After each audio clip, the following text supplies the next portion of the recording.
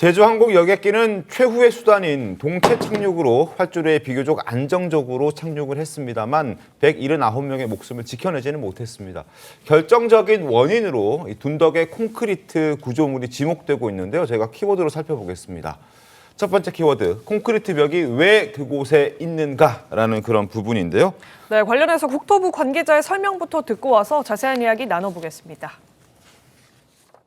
방위각 시설은 일단은 항공기가 착륙을 할 때 그 방위를 이 계기판으로 확인할 수 있게끔 밑에서 아래서 이제 신호를 주는 이런 장비라고 보시면 됩니다. 무안공항의 경우 방위각 시설이 활주로 종단 안전구역 외곽에 설치되어 있는 것을 확인했습니다. 이게 활주로 끝단에서 251m 정도 이격이 되어 있는 것으로 파악이 됩니다. 사고와의 연관성에 대해서는 조사 과정에서 일단 면밀히 파악을 해볼 계획입니다. 아까 다른 공항 사례를 말씀하셨는데 여수공항 또 포항 경주공항과 같은 공항에도 콘크리트 구조물 형태로 방위각 시설이 설치되어 있는 것을 저희가 일단 파악을 하고 있습니다. 활주로 외곽에 설치되어 있고 그리고 다른 공항에도 이런 것들이 있다라는 얘기. 그러니까 결국 국토부는 문제가 없다는 취지로 얘기를 하고 있습니다만 전문가들은 무안공항 착륙 유도 장치인 로컬라이저가 너무 높게 설치됐다라고 지적하고 있습니다. 해외에서도 이번 참사를 주의 깊게 보고 있는데요. 해외 항공 전문가들 목소리 들어보겠습니다.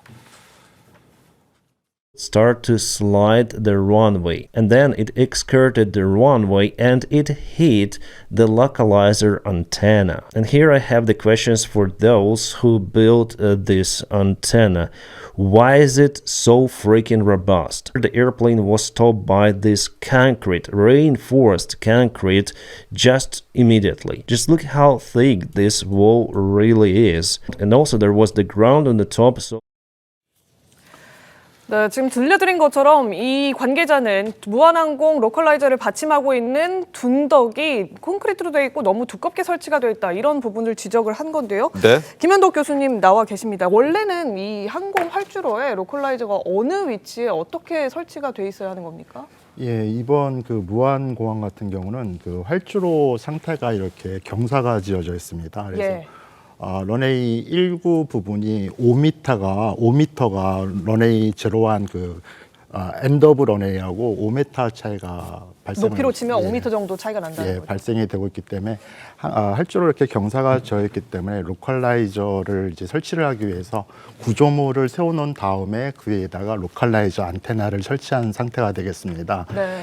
근데 반면에 이제 인천공항 같은 경우는 이제 활주로 양쪽 끝이 13피트로 수평이 맞춰져 있기 때문에 그러한 구조물이 필요 없이 그냥 땅 밑으로 이렇게 매립이 되어 있는 상태가 되겠습니다.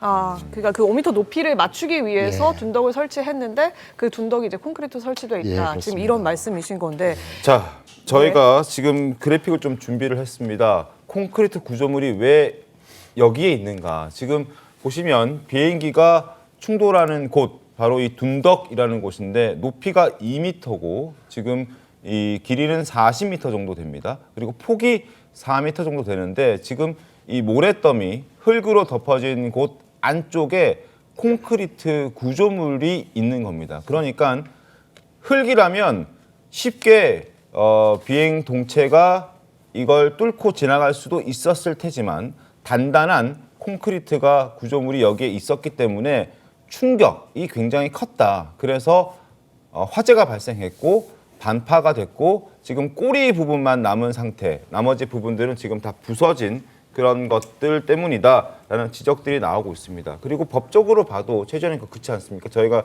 여러 가지 기준들을 찾아봤는데 지금 아마 그래픽이 준비가 되어 있는데요.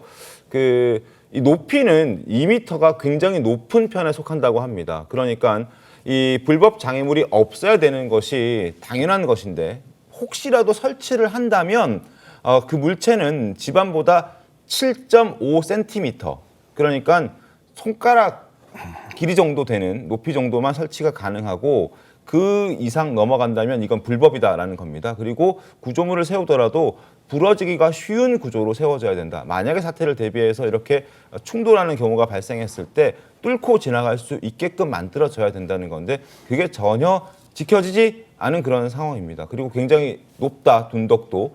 2m라면 7.5cm 기준으로 따졌을 때 무려 25배나 높은 겁니다. 200cm, 7.5cm. 쉽게 봤을 때도 저희가 굉장히 이 지금 기준치를 넘어섰다. 그러나 지금 일단 국토부의 설명은 지금 큰 문제 없다. 왜냐하면 활주로 바깥에 만들어져 있었다라고 이야기를 하고 있는 그런 상황입니다. 7.5cm가 지금 둔덕 보다 높다 뭐 이런 얘기들이 나오고 있는데 일단은 지금 이 부분들을 저희가 좀 지적 아니할 수 없는 그런 내용들이거든요. 어떻게 좀 보셨습니까? 네, 그렇습니다. 이러한 콘크리트 벽에 의해서 항공기가 속도를 줄이지 못하고 충돌했을 경우에 인명 피해는 굉장히 심했을 것이다. 이렇게 볼 수밖에 없는 것이거든요. 네. 그래서 인명 피해 발생 원인, 이 치명적인 피해 원인은 이런 콘크리트 벽이 있음으로써 굉장히 큰 충격에 의해서 많은 사상자가 발생될 수밖에 없는 상황이었다. 그래서 이 부분에 있어서는 국토부에서도 얘기가 있었습니다만 관련 규정이라든지 이런 부분들을 좀 세심하게 살펴볼 필요는 있지 않느냐 이런 생각이 듭니다. 김 교수님, 추가로 조금 여쭤보고 예. 싶은 것이 방금 말씀 주셨던 것처럼 5m 높이를 커버하기 위해서 5m 예, 이상의 이제 둔덕을 만들어 놓고 그 위에 이제 설치를 했다라는 거잖아요. 예, 그렇습니다. 그런데 지금 이 규정상에 보면은 7.5cm라고 나오는 부분이 있습니다. 집안보다 7.5cm를 넘지 말아야 한다라는 규정인 건데 지금 이런 기준이라면 그 집안, 그러니까 5m를 이미 채워놓고 그로부터 7.5cm라고 봐야 하는 걸까요? 어떻게 그 좀 봐야 됩니까? 5m라는 것이 이제 수평이 레벨이 맞은 상태에서는 7.5cm라는 기준이 있을 거라고 제가 생각을 하고요. 네. 이 활주로 같은 경우는 이미 5m의 그 차이가 있기 때문에 그 경사를 맞추기 위해서 콘크리트 구조물을 세워놓고 그 위에다가 로컬라이저 안테나를 설치한 것으로 판단이 됩니다. 그러니까 그 경사물을 맞추기 위한 예. 둔덕을 만드는 그 높이 제한은 따로 없는 거군요. 그 경사 그거는- 기준에 따라서만 예, 그건 정해지는 거군요. 나중에 다시 한번 저희가 확인을 좀 해봐야 될 상황이라고 생각하고 있습니다. 네. 성급 본부장님은 어떻게 좀 보셨습니까? 아니 그러니까 일단 로컬라이저에 부딪혀서 그 밑에 그 설치대에 부딪혀서 대형 사고가 난 사례가 없잖아요. 네. 해외에 지금 우리나라가 처음이지 않습니까? 그렇습니다. 그럼 우리나라가 뭐가 잘못된 거죠. 그리고 특히 이 조금 전에 그 국토부에서 300m 밖에 있어서 이상이 없다고 했는데 그런데 이게 그 어차피 활주로를 벗어나면 이런 상태에서는 계속 더 갈 수밖에 없으니까는 그것도 네. 별로 설명이 안 돼요. 300m 밖에서 있었기 때문에 문제가 없다는 것은. 그리고 이것을 만약에 공항 건설을 했으면 감리를 했을 텐데 공항도 다 감리를 다 할 거지 않습니까? 네. 근데 감리할 때 이런 것을 발견하지 못했는지 또 국토부에서 우리나라의 다른 지방 공항도 이런 사례가 있다고 하는데 그것도 잘못된 거죠. 그것도 수정해야 네, 되는 그것도 다 거죠. 수정을 해야 네. 되는 것이죠. 그리고 이것은 저 보면은 우리가 또 혹시 뭐 설마 이런 사고가 날까 해서 그 부분에 대해서 무신경했던 그런 부분이 있는 것 같은데 이것을 국토부가 자꾸 어떤 뭐 핑계를 댄다든가 이렇게 하면 되지가 않을 것 같아요. 지금 해외에서도 모든 사람들이 모든 해외 그 항공 전문가들이 이 문제를 집중적으로 지금 지적을 하고 있거든요. 자, 지금 인천공항과 무안공항의 모습이 비교 대조되고 있는 상황인데요. 무안공항은 딱 육안으로 보더라도 둔덕이 굉장히 높고 그 위에도 콘크리트 구조물이 있습니다. 그러나 인천공항은 거의 지면과 지금 높이가 큰 차이가 없는 걸 확인할 수 있죠. 이제 저런 식으로 만들어야 된다는 지적들이 지금 나오고 있는 겁니다. 그러니까 콘크리트 구조물을 세울 게 아니고 네. 땅을 거기 높이에 같이 땅을 매립을 했어야 되는 네. 거죠. 땅을 같이 평평하게 매립을 했으면 상관이 없는데 그게 뭐 높이가 맞지 않다고 콘크리트 구조물을 세운 자체가 잘못됐다는 거죠. 그게 아마 활주로 길이 맞추는 것과 좀 영향이 있지 않을까요? 네, 모든 것이 활주로 뭐 그렇게 길이 뭐 확보를 그런 해야- 영향은 있겠지만 네. 그것까지 예. 다 감안하고 공사를 했어야죠. 여하튼 그 활주로 상태가 이렇게 수평 상태라고 한다면은 저러한 이제 구조물이 필요가 없을 텐데 네. 설사 구조물을 만든다고 하더라도 뭐 철근이나 이러한 쉽게 부러질 수 있는 구조물 위에다가 안테나를 설치하는 게 그게 맞는 거죠. 맞는다라고 생각이 그러니까 듭니다. 그 흙더미 안쪽에다가 콘크리트 예. 구조물을 설치했던 게 잘못된 것이다.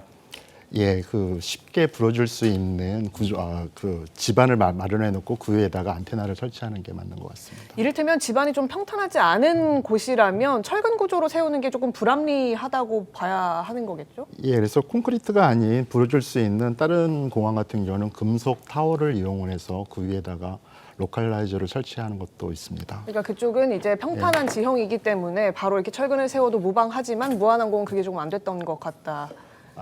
예. 그 어떠한 그 경사가 졌다고 하더라도 거기에다가 이제 로컬라이저를 설치하기 위해서 수평을 맞추기 위한 구조물을 콘크리트가 아니라 철근 구조로도 가능할 수 있다는 말씀 드리고 싶습니다. 네. 자, 두 번째 키워드도 저희가 보여드리겠습니다. 자, 죽음의 문턱이 된 콘크리트 구조물. 흙 속에 왜 콘크리트 구조물이 있었느냐. 자, 저희도 그래픽으로 다시 한번 보여드리겠습니다. 한 2m 높이의 콘크리트 구조물이 지금 흙 속에 덮여 있었다라는 부분. 저기에 왜 저게 있었느냐. 지금 김 교수께서도 지적해 주셨지만 저 부분에는 잘 부러지는 것들. 지금 로컬라이저를 지탱할 수는 있지만 그렇지만 비행기 동체라가 혹시라도 여기에 충격을 가했을 때 쉽게 부러질 수 있는 것들로 기둥을 만들었어야 되는 것인데 그렇지 않았다. 그런 부분들은 지적을 받을 수밖에 없는 것이다. 이런 얘기들이 나오고 있는 그런 상황입니다. 자, 저희가 앞서 파일럿에게도 얘기를 들었지만 영국 군 조종자 출신 항공 전문가는 이런 얘기를 했습니다. 활주로 인근에 저런 구조물이 있다는 건 믿을 수 없을 만큼 끔찍한 것이다. 사실상 범죄 행위에 가깝다라는 지적까지 나왔습니다.